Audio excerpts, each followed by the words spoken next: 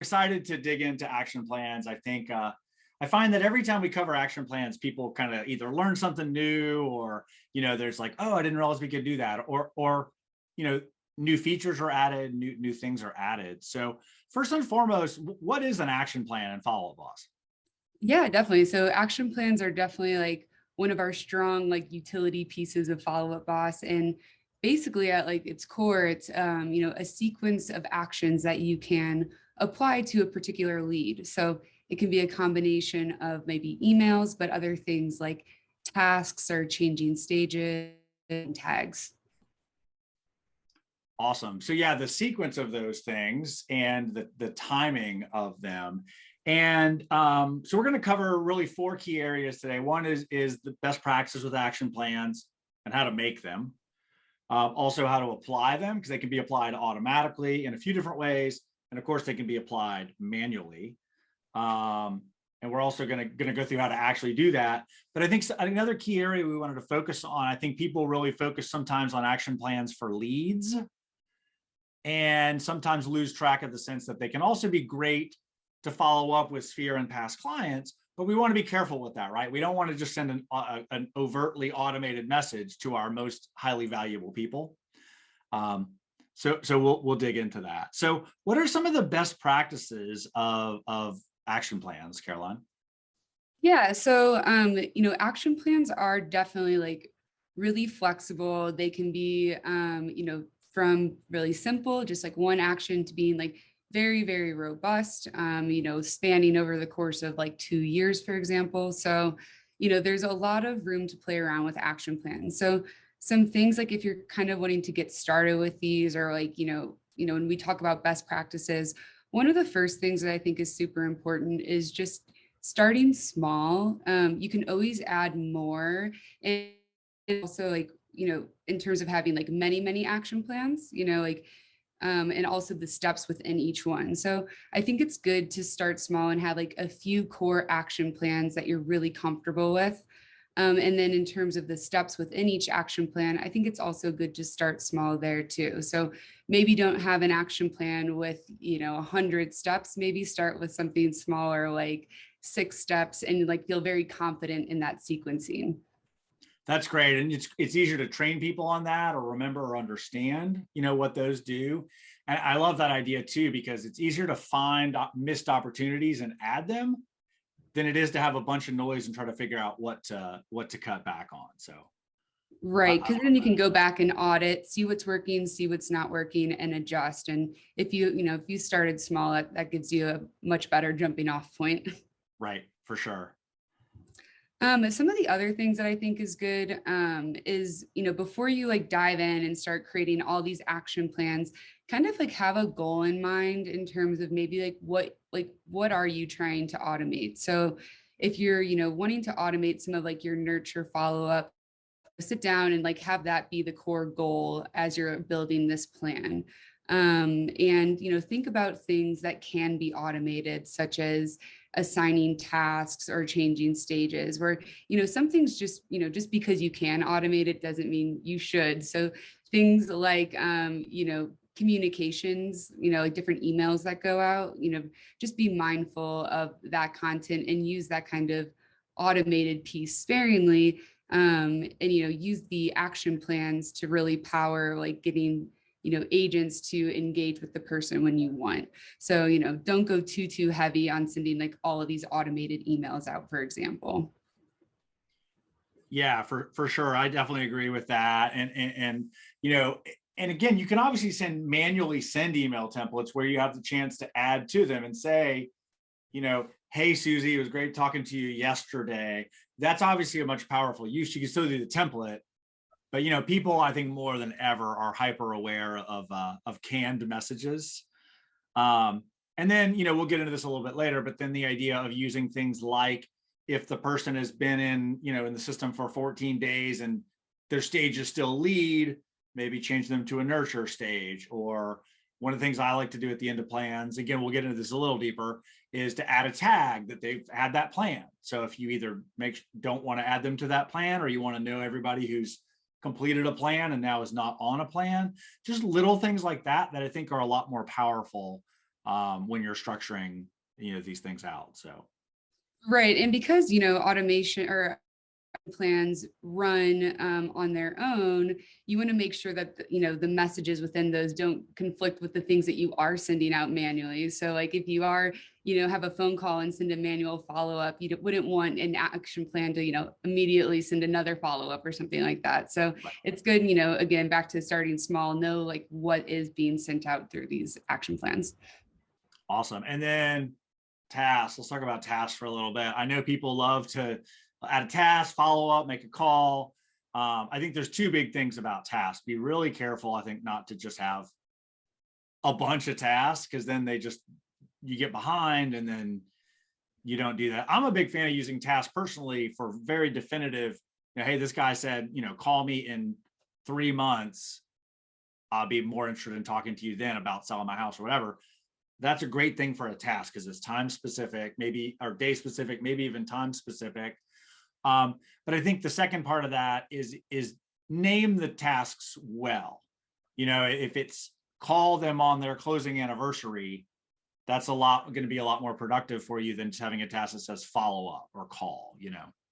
Right, absolutely. Some things that we see, occasionally there will be an action plan that has like a task every single day for 15 days, and the task is only follow up. And so what happens is those tasks keep getting created from the action plan, and really it just kind of overwhelms your task list, and those things aren't really actionable. You end up ignoring them, and then your really important tasks, the tasks that you've been adding manually, for example, those kind of get lost in the shuffle. So yeah, definitely important. If you're adding tasks through an action plan, keep them actionable, and definitely like add a description in there, make them very purposeful.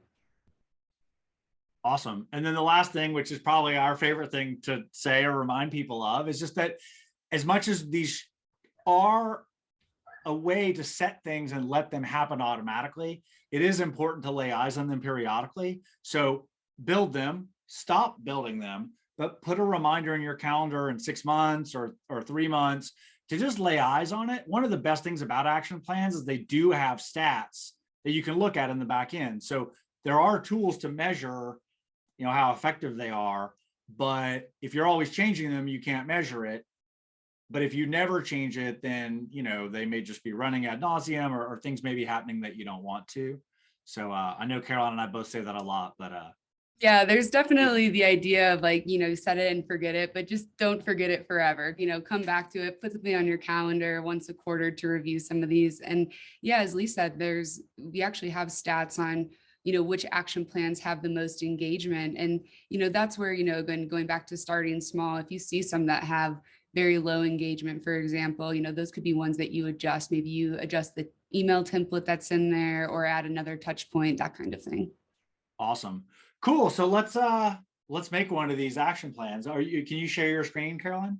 Yeah, I will share my screen and we can go through creating one of these. And I think for purposes here, we'll just create a new one. Obviously, we'll look real quick at the library and all that jazz, but just for name of simplicity, we'll kind of start with a blank canvas, I think, here. Yeah, definitely. So first, where are action plans? So if you go to admin and then click on action plans, you're going to have the option to create an action plan here. And this is what kind of the create screen looks like. So this first thing is the name field. It's, definitely don't overlook this name field. When you have a whole list of action plans, it's good to have a name that again is meaningful to you, and what's in this one. So get specific with it. So this could be, for example, let's do like a new website registration. So definitely add a name here. This first setting I did want to cover, this says automatically pause this action plan when the lead responds. This is an optional setting, but what this setting does is it says, when a lead responds to, one of these emails, for example, or you have a phone call with them while this action plan's running, pause this action plan. So this is a really good setting to have for any of these action plans that have like communication in them. So if this action plan is, if the goal of this action plan is to get them to engage with you, we definitely want this on, because once they're engaged, this is going to pause and it's going to stop those like additional emails from going out that, are prompting them for engagement. So definitely make a note of this. This setting too, I wanted to touch on, it's including all email addresses for the email steps. So if you have a lead that has relationships or they have multiple emails on their profile, if you would like all those emails to be included, you can click this setting here. But yeah, just be mindful of this. If you have relationships on there that maybe shouldn't get these types of communications, this is a good one to leave off. So the next piece of it is this add initial text message. So with Follow Up Boss, we don't do any automated texting besides this scenario, which is when a new lead comes in and you have this action plan applied automatically through lead flow, this initial text message will go out. So this is kind of like your one opportunity to send out an automated text through the system. And you can delay it by a number of minutes.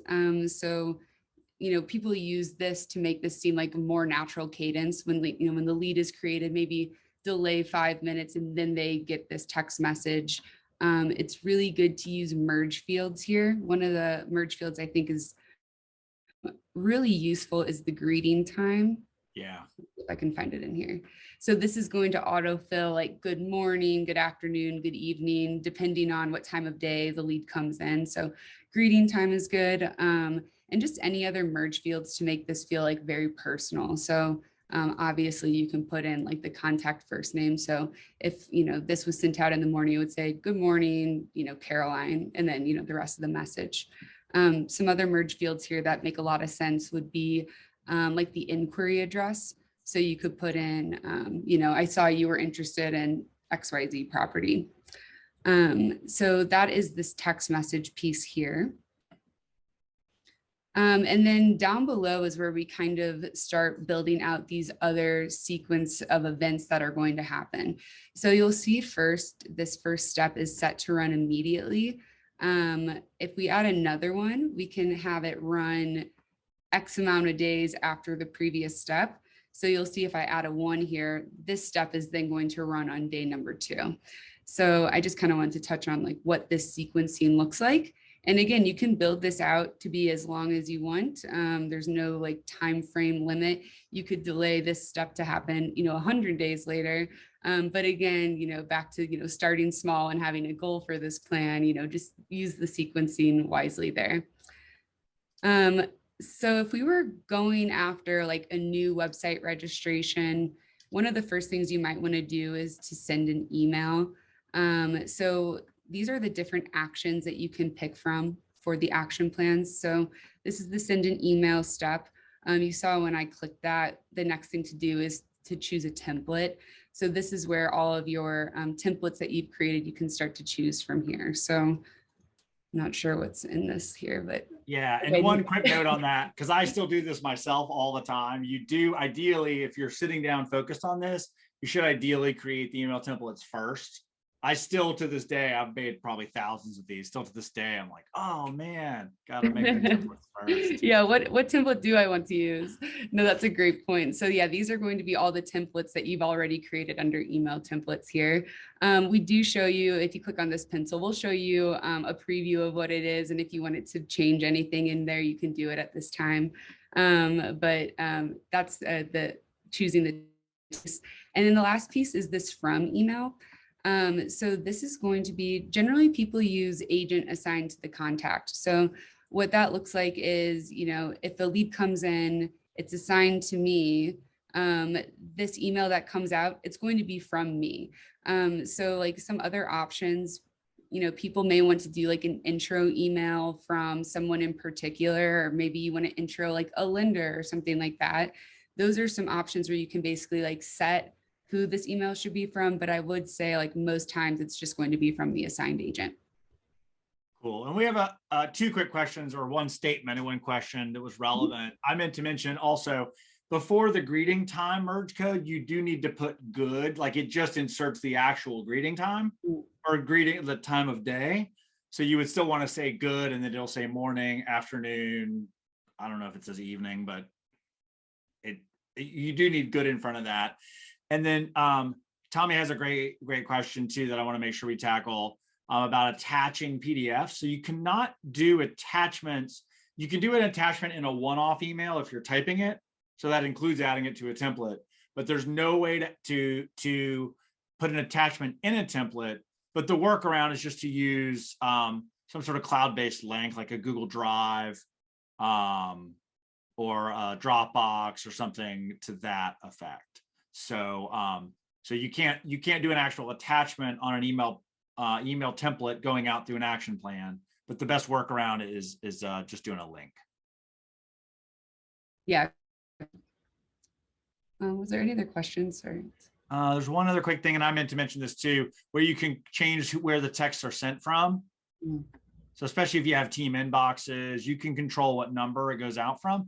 If you're not super well versed in this, if you're not using the phone system at a high level, I'd probably leave it on company number. But Caroline, do you want to tell us a little bit about maybe how or why you might select here a different number for the text to come from? Yeah, absolutely. This is a good point. So the default is company number. And the way that works is that text message will come from the company number. When it's responded to, if you're sending from the company number, that response is always going to go back to the assigned agent. So that's a really good way, that would be the main purpose of this, of selecting company number. If you wanted it to go back to one of your shared inboxes, let's say you have like an ISA team working a shared inbox, you could send it from their inbox number. That way the response comes back to that particular inbox where maybe a group of people are responding to it. Right. So like free assignment, it could keep it with a certain group of people. Exactly. But yeah, if you're not sure, you're not using the team inboxes, I would definitely just experiment with the company number first. And if that doesn't work, then, maybe build on team inbox or sending from a different number. Yeah. And one more quick thing, Brendan had a great question or statement here too. As far as the email templates, I meant to mention this when we were doing it too. If you edit the template here where you can click the little pencil and edit it, it does edit the template in its entirety. So if it's in other action plans, be mindful of that. And one thing too, you can see here at the bottom left, it shows where it says in use by one action plan, it shows you if it's being used in other action plans. So that is, but Brendan, I'm really glad you brought that up because I've seen some confusion around that as well. So if you need to edit it specific to this plan, you'll want to duplicate the template and then edit it specific to this plan. But that was a great point. Yeah, great point. You wouldn't want to just nuke this whole thing just for this one purpose. That's right. Great. But again, I think that's where, to me, it comes back to the naming. If you're working, say, a certain subdivision, and you want to be able to in the email template say, "Thanks for inquiring on this property," or this neighborhood. It'd be a great, thing to make sure you name the plan, name the template, neighborhood name, and then edit the template accordingly. And Brendan, I'm totally with you. It would be great if there was an easier workaround for that. So we'll tell Caroline about that. Yeah, I'll take that one. Cool. Cool. And then I don't think we looked at, well, I'm sorry, there's a couple more things to tackle here. We'll hop at the library and answer Maria's question here in a minute too. But Caroline, if you want, keep going on some of the other things you could do beyond the templates and tasks here. Yeah, we'll add a few more steps here. Nothing too crazy. So, this step again is running immediately. It's happening, on day one. If we want to delay a step or have it, our next step, maybe we want this to happen on like the 5th day or something like that. So we just put in the number of days we want this step to run after the previous step. So, a good follow-up to like this text message is going out, this email is going out. Maybe on day 4, that's when there's a task created. And again, we want to make this like a very specific name. So you could even say like, lead created 5 days ago, no engagement yet, and then call. And, so what happens here is, so we can choose our task type, which is call, but it's going to, again, go to the assigned agent or someone in particular. If there's, again, you could assign this directly to an ISA or have it assigned, to the agent that is assigned to the lead. But, when this task shows up for them, and it's attached to this person, they're going to have a pretty clear idea of what's happening just task name. So, that's where that task name comes into play, and it can be really important. And then, yeah, we're just going to keep this pretty simple, but maybe after, the 5th day, maybe we want to delay another 5 days. And at this point, we've had no engagement. This plan wasn't paused. It would have paused automatically if they had responded.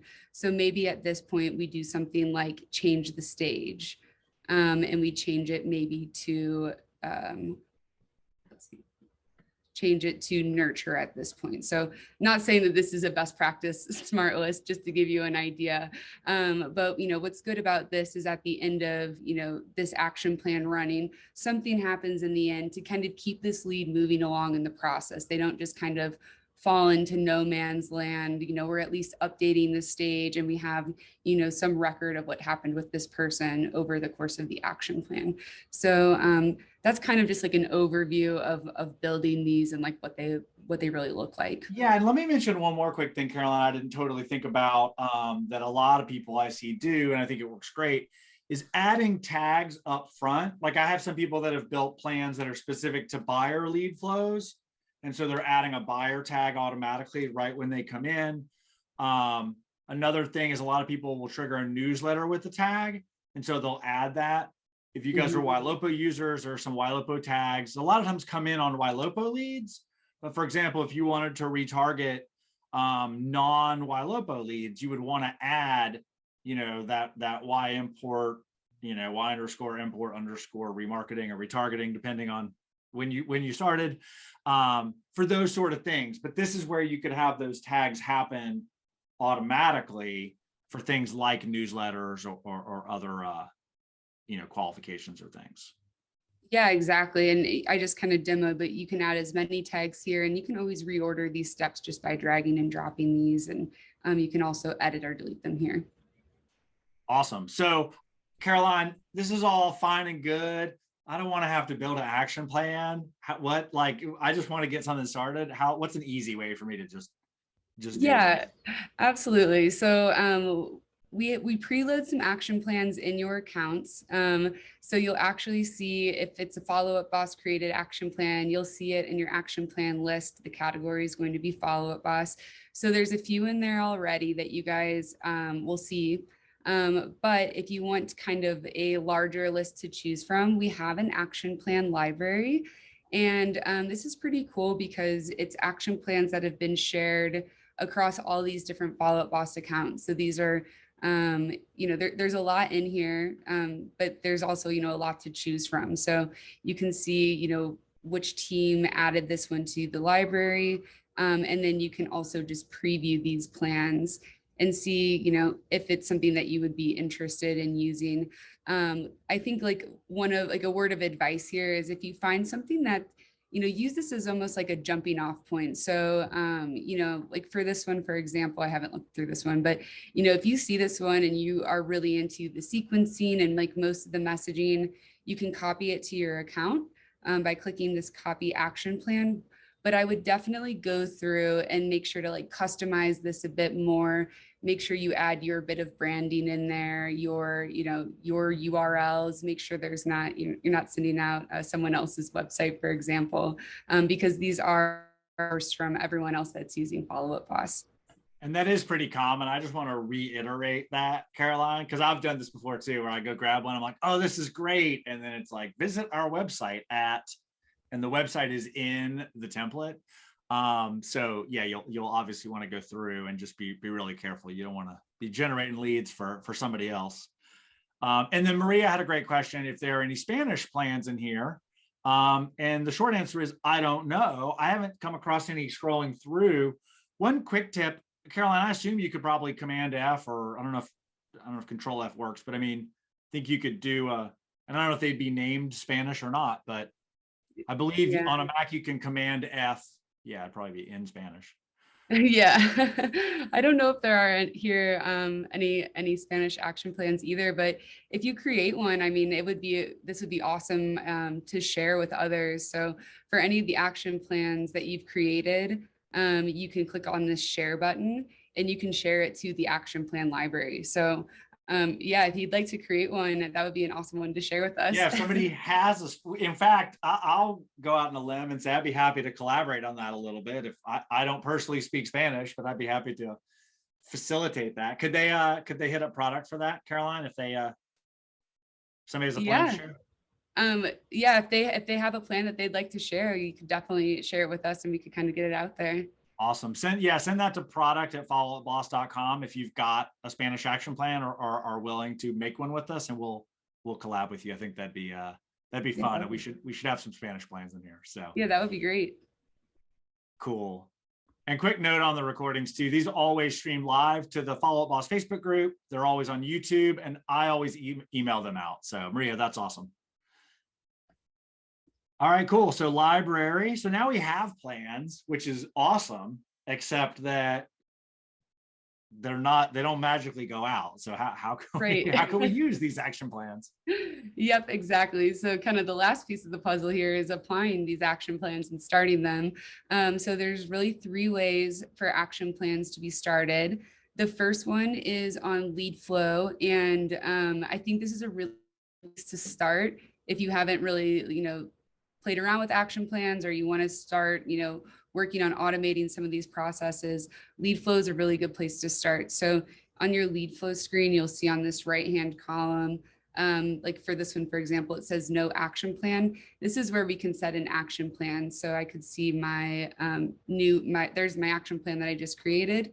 And now what happens is every time a lead comes in through website, this action plan will be applied automatically, and that automated text will go out. So, if you're on your lead flow page and you see a bunch of no action plan listed here, that would be a good place to even start experimenting with some of this, is just having them apply to the new leads when they come in. The second way to automatically apply action plans is through automations. So, like for this one, for example, we are saying when the stage is changing, automatically start the buyer long-term nurture plan. So, automations is a way to automatically start these action plans when something happens to your existing leads. And then the last bit of it is if you're on a lead profile, you can actually start an action plan manually. And a great use case for this is if you've manually added someone to the system, nothing's going to automatically happen at that point.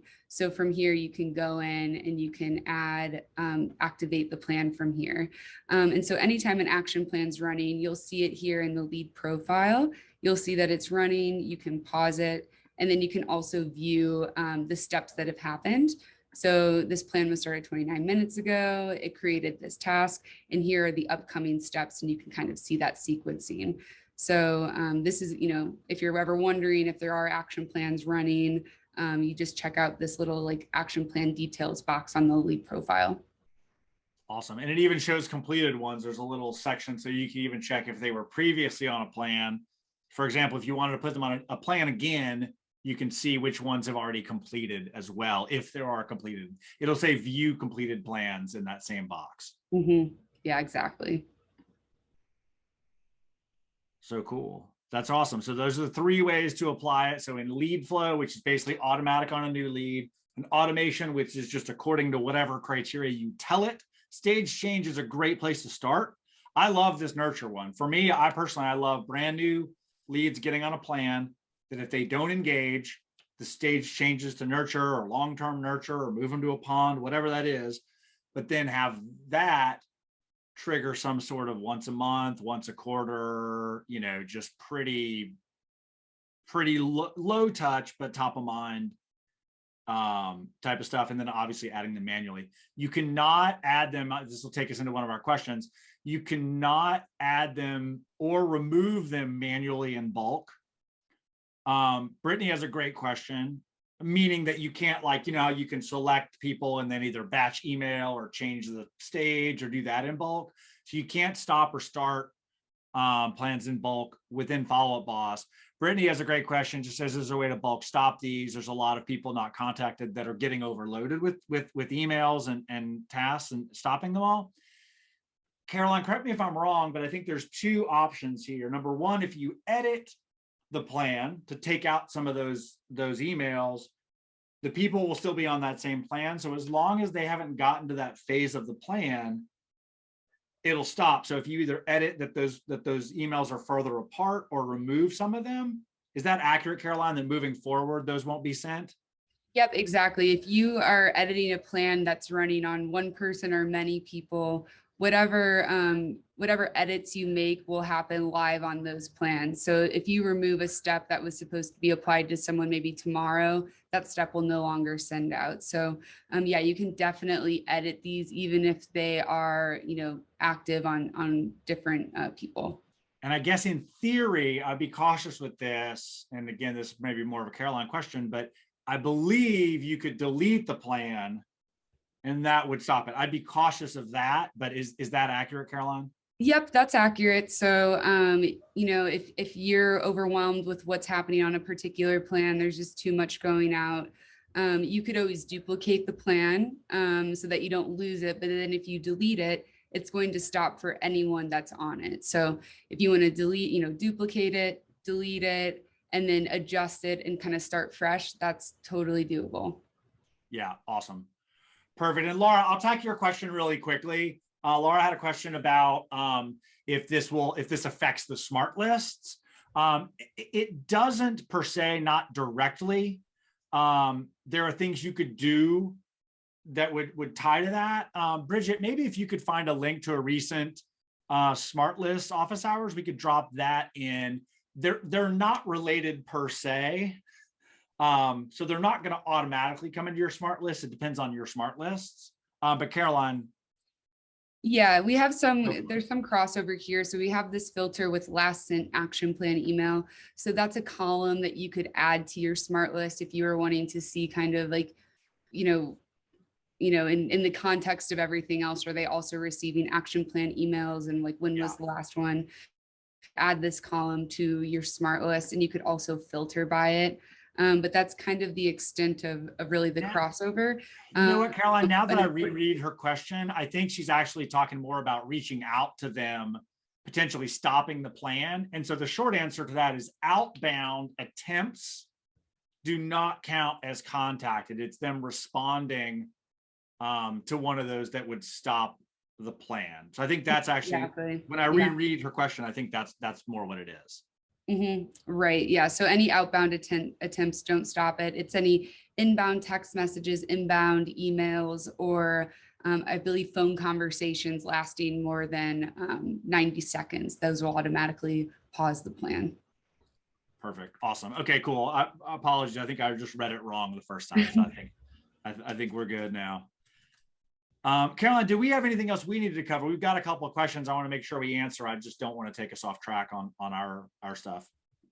No, I think, action plans are really good, just kind of to sum it up, action plans are really good for your new leads, but they're super flexible. So, if you're wanting to nurture your leads or, re-engage, past clients, whatever, you can, that content is really flexible and up to you. So don't, pigeonhole action plans for new leads only. They can be definitely used for all the other leads that are in your system. Perfect. And let's come back. Hillary had a great question about that. So we'll circle back on that in just a quick second. Tommy has a question that's more related to lead flow. And so he just asked about if you integrate, a Facebook page with Follow Up Boss, how do you set up leads specific to that or on an action plan? So Caroline, why don't you take it from there? Yeah, so when you have Facebook lead ads integrated with Follow Up Boss, you're going to have a lead flow that says Facebook. And when a lead comes in from a particular ad, it comes in with a tag that is the ad name. So you can set up advanced rules that say, okay, if this is from Facebook and the tag is, my specific lead ad, then start this particular action plan. And you could add another rule in here that says if the tag is this other lead ad, start a different action plan. So this kind of gets into the advanced settings of lead flow. You can have different action plans that are being applied to the same lead flow using these advanced rules. And then there's also a default setting. So if it comes in and you didn't set it up ahead of time and it has any other tag, you could just put a more general action plan as the default.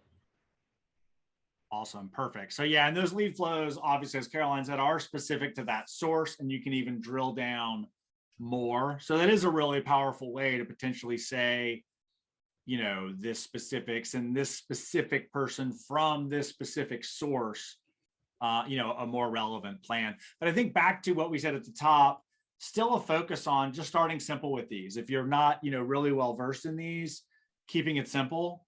There's 1,000 things you can do, and they're super powerful. But I think just getting your feet wet and getting some basic plans going are really key. So I want to tackle Hillary's question because I actually meant to go a little deeper on this when we were going through some of this.